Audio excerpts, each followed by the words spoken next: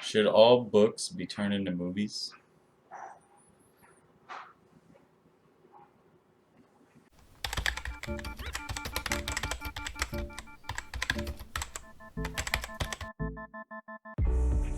What's up, you dead nerds? It's day 12 of Halloween. Today we watched the Postcard Killings. Postcard Killings. This is not technically a horror movie, but it's in the Halloween realm of movies. It is considered a thriller and a mystery, I guess. And it was pretty good. The acting in it isn't bad. But yeah, it's. If I had to sum it up, I would say it's Taken, but the daughter dies, and the killers are from Alabama.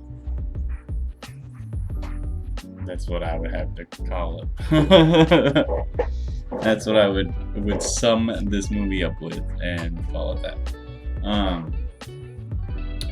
Now, is this movie horror-tastic? No, not technically. It's not technically a horror movie. It's a good thriller. It's a good suspenseful movie.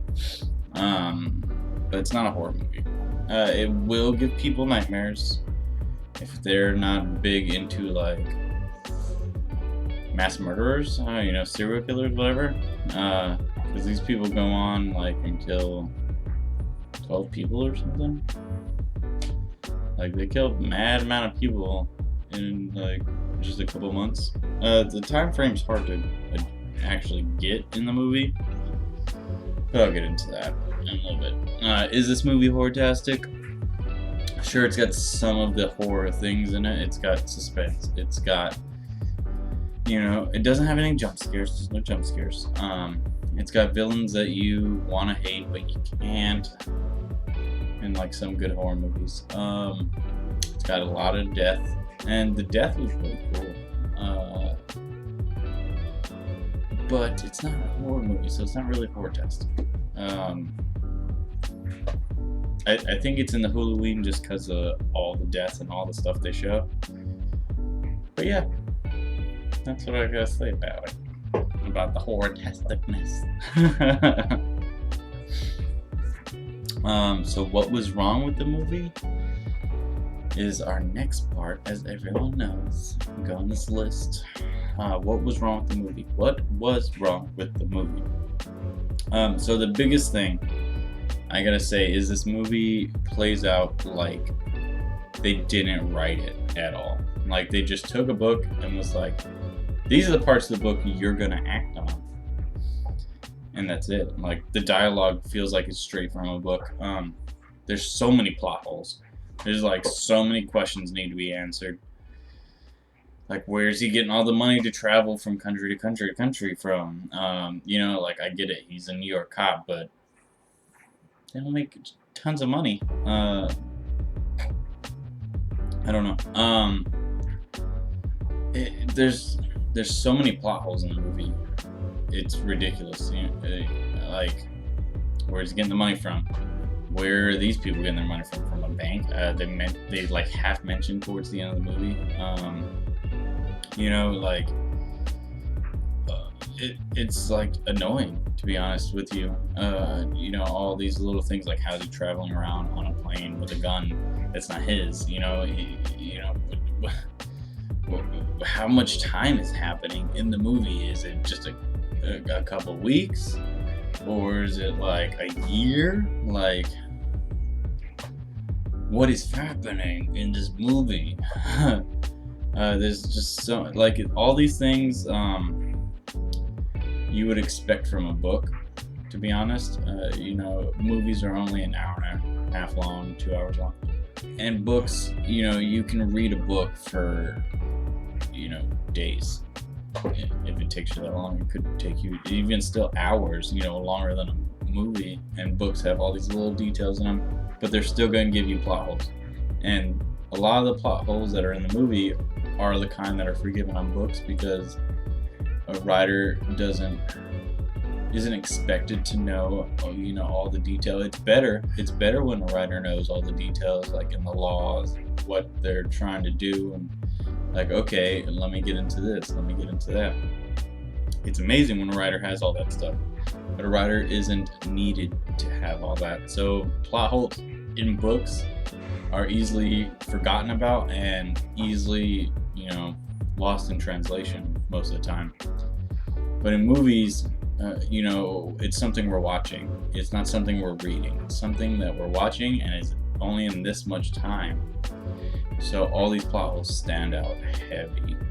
If you watch the movie, you'll see what I mean. But hey. Alright, favorite character, favorite scene. So my favorite character is the main character. His name is Jacob in the movie. He's played by Jeffrey Dean Morgan. Does this name sound familiar? It will to a lot of you. He's in so many things. He's had a long acting career. But in recent times, he is known as the Winchester's father from Supernatural. And also, he's Negan in The Walking Dead. So just about anyone who watches this channel will understand those two references at least. He has a long history of acting and stuff, but so those are the two main things that I know him from. And seeing him in this movie was weird because he's a great actor. It's just like some of these lines fell flat. Like I said, it's written like it's a book and not a movie, so not all lines in books translate in movie form correctly. Like, there's no other way to say it. Sometimes you gotta change the line up a little bit to make it fit the scene of the movie, because it's a book. It's not a script for a movie. But yeah, he does a good job in the movie. He's the Liam Neeson of this movie. It's his daughter that died, and he has to find the killers, and they're traveling all over Europe to find these people, and they're eventually going to Russia and blah blah blah blah. It's taken, but the daughter died, and the killers are from Russia or from Alabama. That's what this movie is, like 100%. I'm sorry. My favorite scenes, the special effects people did a great job with all the killings. I really enjoyed all the poses of all the death.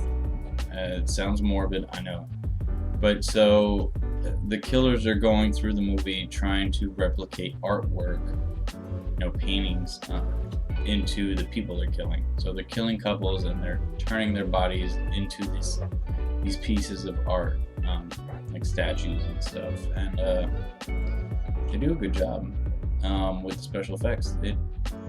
They only show you briefly, so I can assume that if you look too hard, it looks really whack. But the scenes they show them in, they're good. It's probably the best parts of the movie, and that's saying something. Because the movie, it's sort of surrounded by the postcard killings, because these people send postcards out to the media before they kill anyone, and then they end up finding the bodies.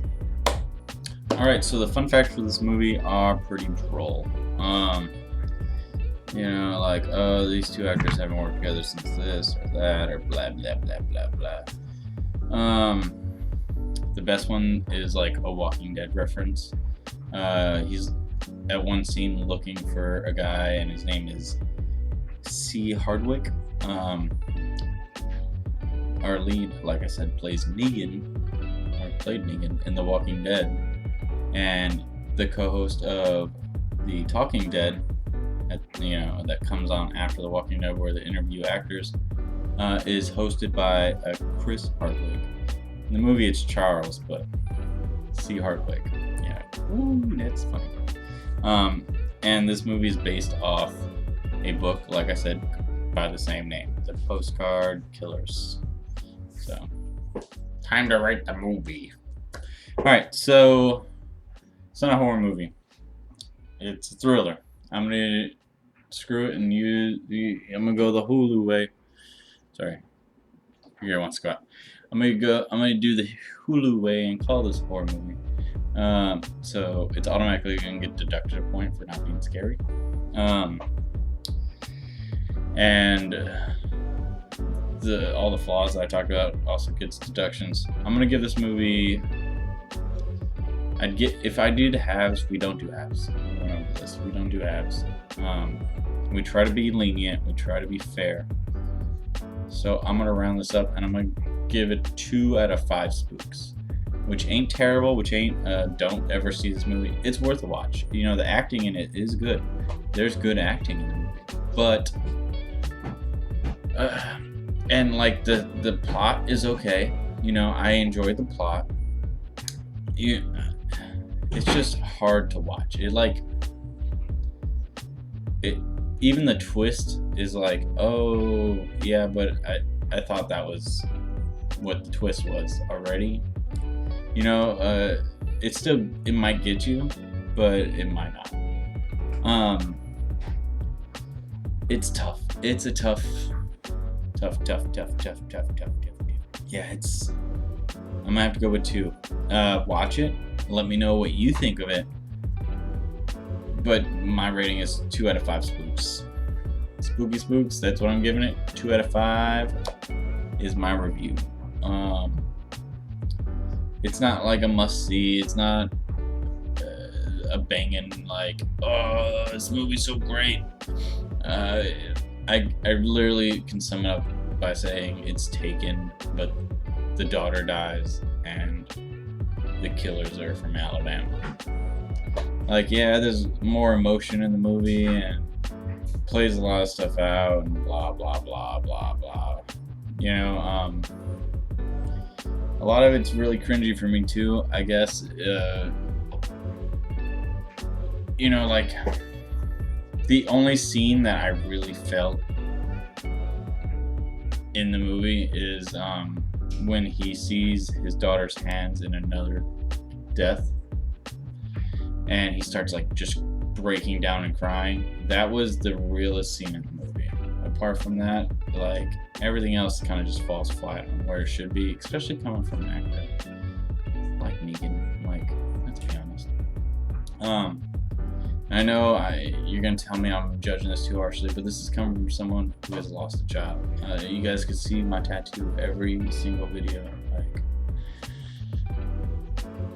Like I know the feeling. I know what it's like. And yeah, I'm not a cop and blah blah blah. And my kid didn't die in Europe, and I had to track down a killer. But all of it, even